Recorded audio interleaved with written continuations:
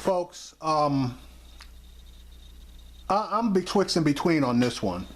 I don't know if Andrea Mitchell is falling off her game, or it's because it's very difficult to interview somebody that you know, and when they say something that needs to be pushed back on in order to do it. Now, if you have a really strong friendship, they obviously would understand that you got a job to do.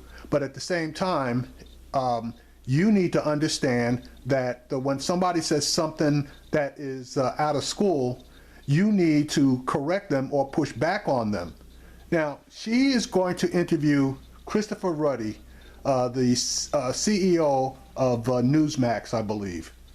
And Mr. Ruddy is friends with Donald Trump.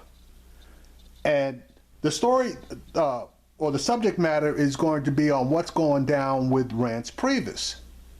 Now, I want you to check this out, and there's going to be obvious spots where she starts to stutter or to pull back on pressing this guy on exactly what's going on. Check this out. Next guest, Newsmax CEO Christopher Ruddy has been at the center of new criticism of Chief of Staff Reince Priebus. Ruddy telling the Washington Post Priebus is, quote, in way over his head, days after a private conversation that he had with President Trump. Priebus went straight to the source, prompting this reaction from Ruddy on Twitter. Reince just briefed me on new White House plans. Impressive. Christopher Ruddy joins me now. Mr. Ruddy, thank you very much. Can you clear up what you think the president's thinking is about his staff? We have all of this controversy over Mike Flynn. What about the Chief of Staff, Andrea, thank you, Andrea, for having me on.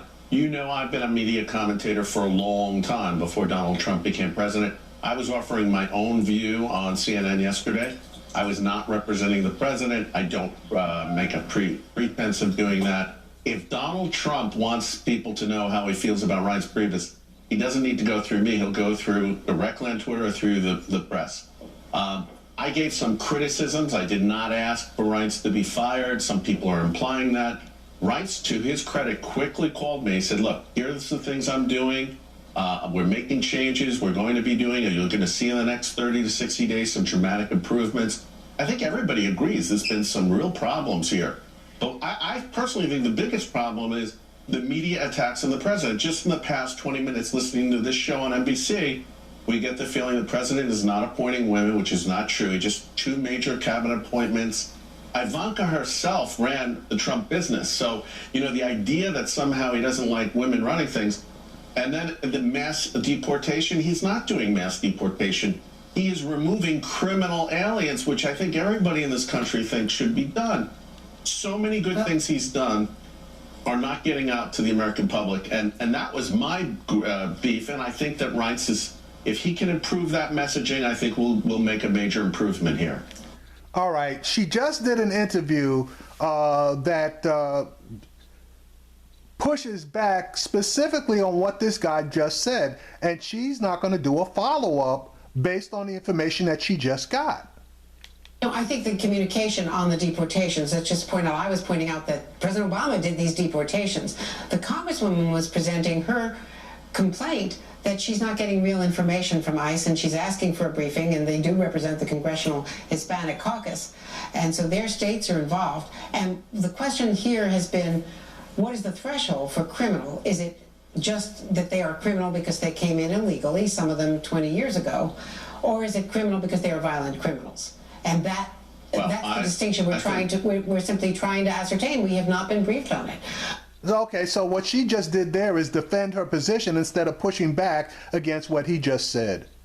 But in terms of Reince Priebus, everything the president has done has been pretty sensible. I don't think he's done anything crazy, and the press is keeping trying to describe. Even this so-called Muslim ban, it was a 90-day review period on immigration policies and proper vetting. I think we all should agree that that's not a good idea.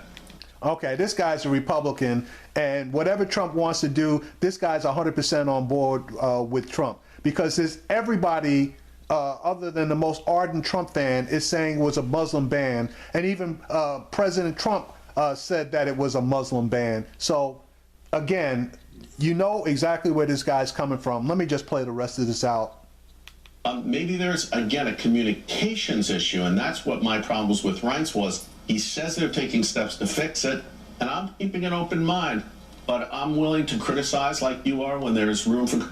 We will never have a president like this that is so much accessible, interested in information from the public, and who's going to act and react to improve things as he goes along. All right, it's not a communication issue. It's the fact that these guys didn't know what they were doing and didn't follow standard procedures on rolling things like this out. That's not communication. That's procedural issues. You know, I take your point there. Just on Friday night or Thursday night, he was talking to two of our correspondents, just having run into them in the hallway. We love that kind of access to get his point of view. The fact that he is tweeting, that he has himself repeatedly called it a Muslim ban in the last week, 10 days, reinforces that. So, you know, a lot of the issues you're raising comes from the tweets of the President of the United States. We've never had a president who uses Twitter this way. Well, I think he's gone from campaign mode to governing mode. This is a transition for him. Let's give him a little slack. He's the first non-politician ever president in the history of the United States. He had super success. You followed his career. 30 years of age, he goes to the top of the New York real estate market. He goes into TV, has a hit show for 15 years. 2 years ago, decides he's going to run for president, actually wins in a very difficult, hostile environment. So this is a guy that does know how to run organizations. He does know how to deal with people. He loves information and feedback, contrary to what you guys all imply. And I think he will adjust course. My job as a media person, even though I'm friends with him and known him for a long time, is to keep doing the job I do as a media person and giving criticism when I think it's constructive and fair. All right. The pushback on that was, or is, running a business, personal business, is a hell of a lot different than running the United States of America and being the top executive. Number two, do you think that the enemies of America are going to give this guy a breaking in period before they start doing things that are not in the interest of America? This is not a job that you come to that you're not prepared to handle. You need to be able to do what you need to do from the moment that you take that oath and have the power and authority of the President of the United States. This is not a 30 or a 60-day, you don't get a 30 or a 60-day training session in order to become president. That's where she should have pushed back on him. And thus far, he's failed the test as far as being commander-in-chief and leader of this country. Now, yeah, maybe things will get better, but honestly, with countries like North Korea doing whatever they're doing, if you really think Iran is a bad actor, obviously we know that Russia's a bad actor with the things that they're doing. You don't have the time. There are no training wheels for the President of the United States. You either sink or swim instantaneously. Well, let me ask you this. I think Reince Priebus took important steps to gain control over the executive orders that were being released and has gotten a lot of praise for that. What about Mike Flynn? Do you think if he misled the Vice President of the United States, as we've been reporting based on very good information, if he misled the Vice President and Sean Spicer, is that a fireable offense? Well, I'm not a lawyer. I'm not a National Security Council policy person, but I can tell you one. Well, I would say that I know Donald Trump, and if he thinks that he did something wrong or inappropriate, this is a guy, all his businesses, I've had a lot of interaction with them through the years. Every one of them runs almost flawlessly. He's always asking for feedback about those businesses, and when he hears there's a problem, he's like white on rice trying to fix it and changing it. So I think you're going to see that, and he's new to a lot of these people because he wasn't in the political world. He's getting known. He's realizing who the really strong persons are. His cabinet, everybody agrees, I think, is an A-plus team. You might disagree with their politics. A-plus team. They're just settling into office. This guy is spewing Trump's bullshit. an A-plus team, you got a Secretary of Education that doesn't know her ass from the hole in the ground. You got a Department of Urban Development. He doesn't know a doggone thing about urban development. You got a Secretary for the Department of Energy that knows nothing whatsoever about nuclear. He's an oil and gas guy. You got a guy who's not even in the Department of Labor, who is anti-labor and basically doesn't want to side with the American worker. You got a guy that's going in for Treasury that is a gonif.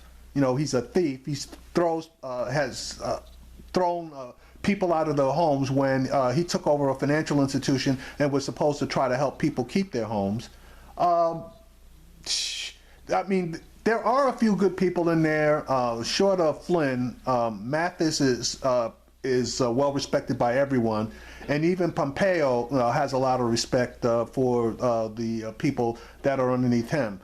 But short of that, pretty much the only person that's in the cabinet that's in charge of anything to do with domestic is probably Mitch McConnell's wife, because she was the former Secretary of Labor, and now she's going to be running transportation.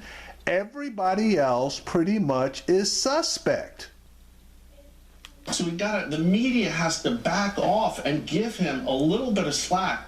Let him do the job. I was critical of Rights, but I told Rights, I'm going to give you slack. I'm going to let you see how you do.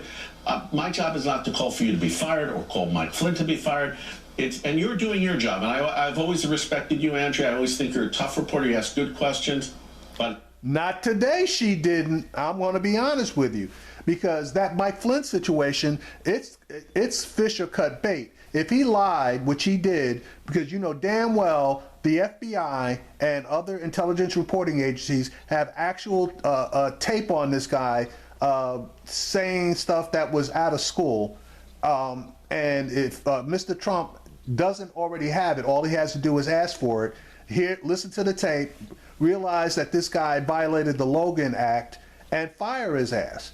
And he just got through saying that Trump likes to take speedy action. He damn sure is not taking speedy action now. I think there's other people in the media. I was just on a network yesterday where they spent half the day accusing the president of being a pathological liar and mentally ill. I don't know about the mentally ill piece because I'm not a doctor, but the fact that he's a pathological liar, I think every time Trump opens his mouth, that is further documented, particularly talking about the people that he saw celebrating when those jets hit the Twin Towers, and the fact that he is sticking to his story about 5 million illegal residents voting, particularly in New York and California, and the fact that he claimed that he lost the election in the state of New Hampshire because people were bussed, whereas both the Democratic and Republican people that are in charge of voting, i.e. the governor of New Hampshire and also the Republican head of the election departments, they both stated that there was no such thing as thousands of people being bussed into their state in order to vote illegally. And one person went so far as to say that if any person could come forward and find even one person that had been bussed and voted illegally, that he would pay them $1,000. So the guy is a pathological liar. He has no evidence for the things he said, and all that crap just spews out of his mouth just because he wants to say this stuff. So I'm on the pathological liar side of this issue. And again, this guy's a friend of Trump, so he's basically just going to defend him to the hilt. I mean, I think even you agree. You've known Donald Trump for a long time. Neither one of those things are true. Well, the other point is what he thinks about Mike Flynn. Does he have confidence? Good for her. She didn't agree with him. At least she went that far. His national security advisor, if the national security advisor misled the press spokesman and obviously the vice president. Donald Trump is all about result. Ignore what things he says on Twitter. There's a little bit of a showbiz thing going on there. If he sees results or he finds facts that are bad for him and the administration, he will act. And he's not the type of guy that delays. He moves very strongly, very quickly, and he acts. So I think if there is a problem there, and I'm not privy to all the sensitive information, I've heard some of the things you've heard that you've reported. There is some deep concerns, I think, going on about Flynn. But, you know, the president's going to make a decision, and it will be, I'm sure, a smart one. Now, this is the thing that I don't understand. He's the flipping president of the United States. Anytime he says something or does something, it has consequences. So now you're saying that we should ignore this guy? Ignore Twitter? Come on, give me a break. This guy, Trump, has no self-control. And somebody, I guess there's nobody that has the ability to take his phone away from him and to get him to stop tweeting. So, you know, we're going to be in for this for a long time. So basically, we're being told by this guy to ignore the president of the United States. Yeah, right. That's going to really happen. And he has not yet come to Flynn's defense, nor have any of the spokespeople come to Flynn's defense. That's interesting. Well, I think also he's gathering a lot of facts and information. Again, he's relatively new to this post. He's just got Mattis and Kelly. I know he has super respect for Mattis. He's told me that a couple of times. And I think he's getting information and making adjustments and will act on it. He's not going to do anything that covers anything up or hides, or if he thinks something bad was done, I'm sure this president will act. But I think he's in a fact-gathering mode rather than an attack mode. Christopher Ruddy, thank you so much. All right, so you see where this guy's coming from. This is my query. This guy, Trump, normally wants to place premium on speed versus thoroughness. But in this case, all he had to do was to get with the FBI or whoever it is and have them tell or play for him the tapes that they have with this guy doing whatever he did, okay? Call this guy into the office, ask him specifically what went down, and then make his decision. Now, if the FBI or whoever the intelligence agencies that are investigating this don't have anything, then he calls the guy in, the guy says what he says, you know, and Flynn's already backed up. First he said there was no conversations whatsoever, and now, quote unquote, he doesn't remember. Sounds like a Ronald Reagan excuse to me. Flynn's ass needs to be out of there. But again, Andrea Mitchell should have really pressed this guy, but it's difficult to press a friend. But in this particular case, she should have put up more of a pushback than she did, in my opinion.